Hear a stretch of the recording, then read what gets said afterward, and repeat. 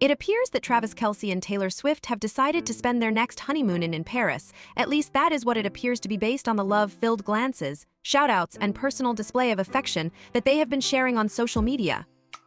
Additionally, as if that were not enough, Travis has just broken his silence regarding his decision to accompany his girlfriend on the tour in Paris. Suffice it to say that he is incapable of maintaining control over his feelings. And how could he possibly do that? After all, it had been a very long time since they had last seen each other.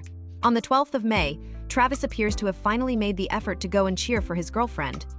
He appears to be over the moon about this.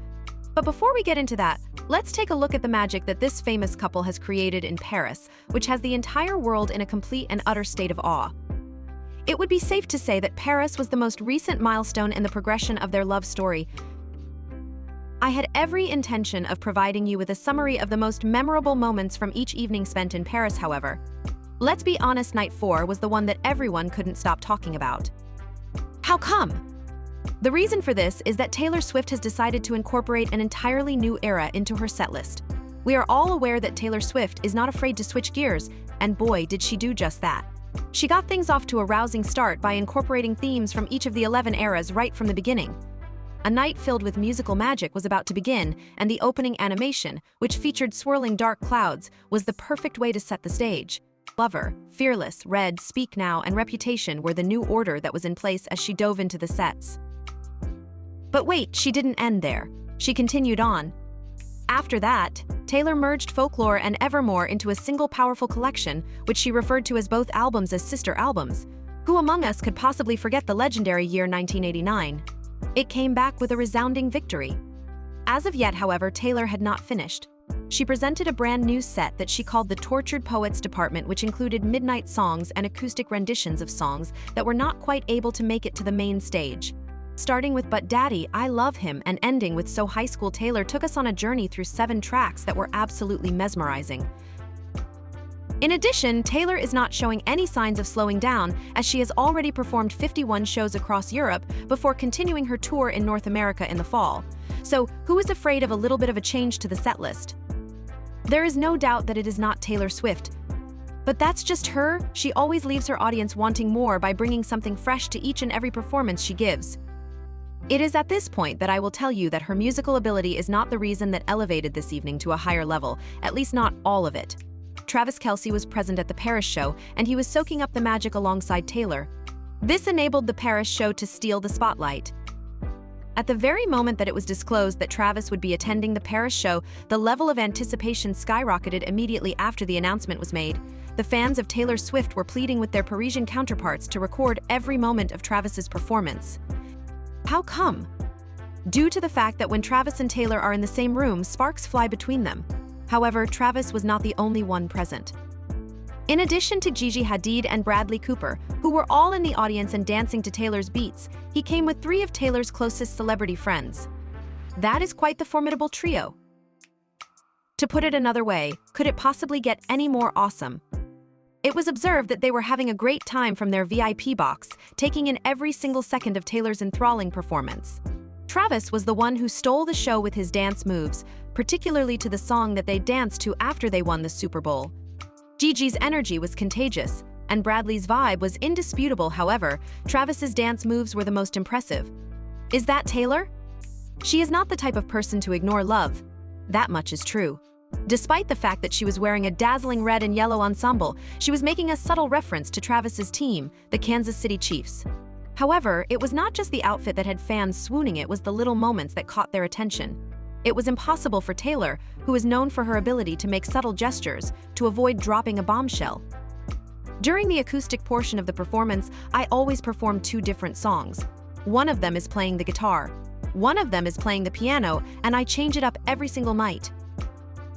This is because we believe that every single night on the Eras Tour ought to be unique and different from every other night. It's hard to believe that we're currently performing our 87th show on the Eras Tour.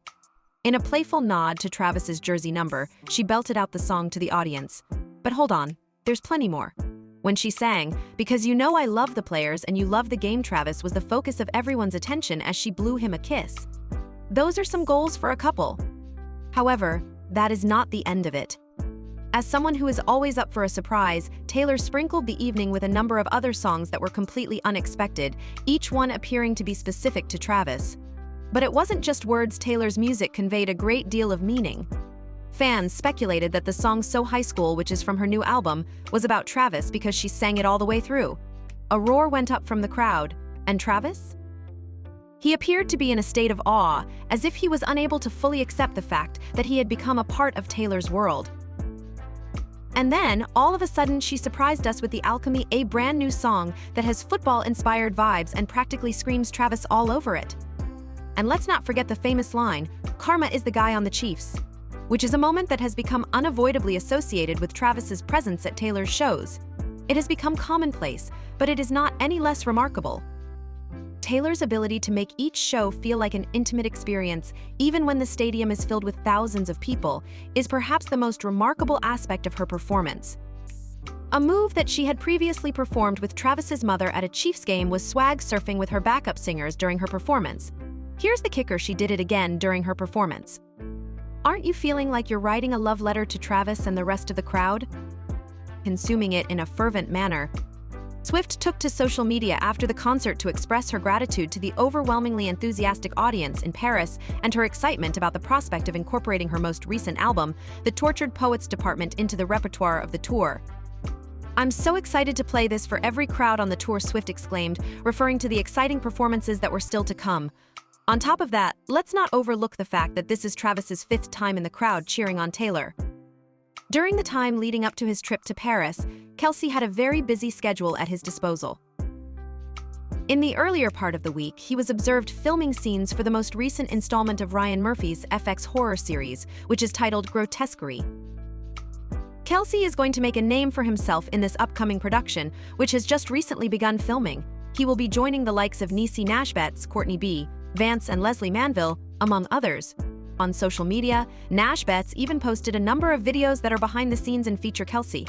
This follows Kelce's debut as a host on Saturday Night Live in March 2023, as well as his cameo appearance alongside Swift on the NBC late-night sketch comedy series in the fall of last year. Despite the fact that Kelce is currently taking some time off from the National Football League, he will soon be returning to the Kansas City Chiefs for training camp in order to get ready for the upcoming new football season. On the other hand, despite the fact that he has a packed agenda, he is still finding time to show his support for his girlfriend in Paris by dancing the night away like the most incredible cheerleader. Okay, folks, that wraps up everything. The relationship between Travis, Taylor, and Paris is developing into a love story, and we are here to witness each and every one of its moments. Do you think that the 4th night in Paris was the most memorable of the Eras tour so far? It is without a doubt a formidable contender due to the fact that it contains unexpected songs, special tributes to Travis, and Taylor's high-energy performance. In addition, how could it not be the case? In order to make it more memorable, Travis and Taylor were missing out on a lot of opportunities. When I say a lot, I mean that I will be missing the event of the year, also known as the Met Gala 2024. Had the couple entered the building, there is no doubt that they would have set the red carpet ablaze with their presence. However, at the expense of letting down tens of thousands of fans who had been following Taylor throughout the tour and were looking forward to seeing her. Not at all. In order to concentrate on Eras, they both decided against attending the Met Gala. This is a fortunate circumstance because, if it weren't for it, we would have been unable to watch this episode of our favorite celebrity love story. After the release of her extensive double album, The Tortured Poets Department, the anthology which occurred 1 month ago, the couple reportedly went on a vacation to Carmel by the Sea, California, in order to relax and unwind. Observers also captured Kelce eagerly waiting to greet Swift backstage for one of their signature run jump kiss celebrations taking place after a show in a heartwarming video that was uploaded by fans. Kelce's enthusiastic applause for Swift's band and his delight at being mentioned in her closing song, Karma, were both accompanying this ritual, which now appears to be performed on 5 continents, with Africa and Antarctica remaining as the only continents left. In light of this, I would like to hear from you as we eagerly anticipate Taylor's subsequent stop in Sweden. During your time in Paris, what was your favorite moment?